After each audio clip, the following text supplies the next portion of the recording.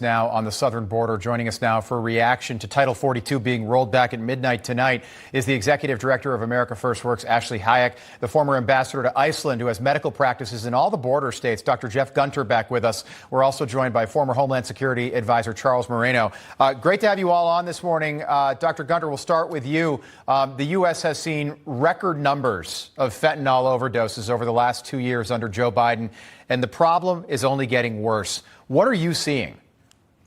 I have patients of mine throughout the border states, first responders, law enforcement individuals, and they each individually can be seeing 2 to 3 fentanyl overdoses every night. Think about it. 100,000 plus Americans have died of opioid overdoses from fentanyl.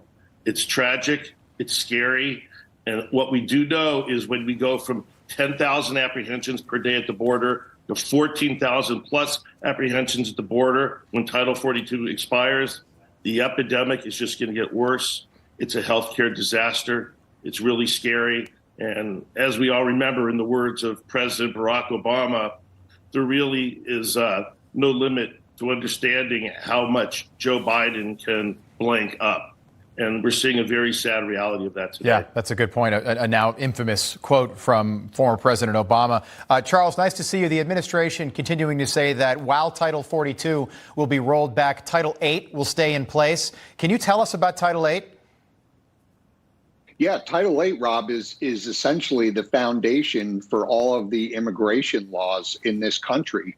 For the viewers, this is what gives Customs and Border Protection and Immigration Enforcement their statutory authorities to enforce our immigration and border laws. Now, it's interesting, we're still talking about Title 42 here, which was always a temporary measure. Let's remember, the Biden administration only used Title 42, even during the height of the pandemic, a third of the time. Title 8 was already there. Title 8 should have always been enforced, but it wasn't. And what you do is you see a shift in the budget for DHS under Biden, where they focused on processing as opposed to enforcement. And because they did that, we lost deterrence from the very beginning. Ashley, take a listen to what Alejandro Mayorkas, the DHS secretary, had to say yesterday. Let me be clear. The lifting of the Title 42 public health order does not mean our border is open. In fact, it is the contrary. Even after nearly 2 years of preparation, we expect to see large numbers of encounters at our southern border in the days and weeks after May 11th.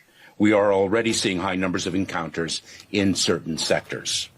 Okay, despite what he says, can you take us through what we can expect to see at the southern border over the next 24 hours? From day one of the Biden administration, we have seen an influx of illegal immigrants coming to our border because you have an administration that will not enforce the laws. Just like Charles mentioned, Title 8's been there. They haven't enforced any of the laws. We're seeing thousands of people coming across the border. 160,000 unaccompanied alien children were apprehended last year and put in shelters.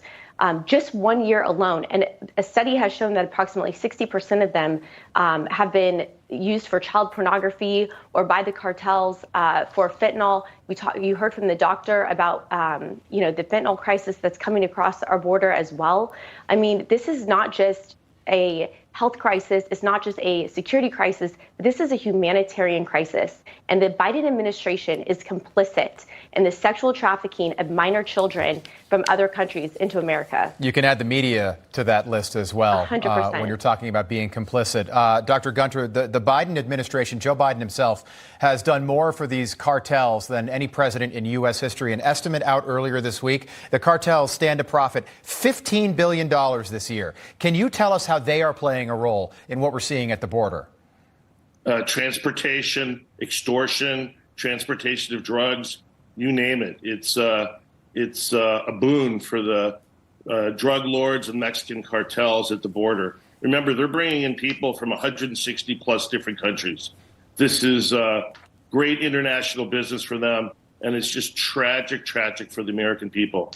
It's a humanitarian crisis that is inhumane, and in the words that Secretary Mayorkas said, let me be clear, they have been gaslighting the American public for the beginning while they've been green-lighting illegal immigration from the start.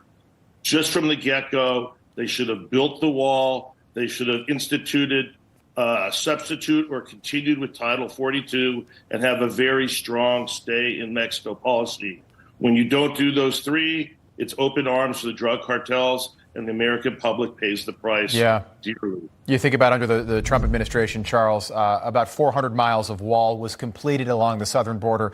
Joe Biden takes office and ceases construction. All that material still down there, just rusting right now. Charles, can you take us through, we've got a little less than a minute, what we could see today? Because this could get really bad down there.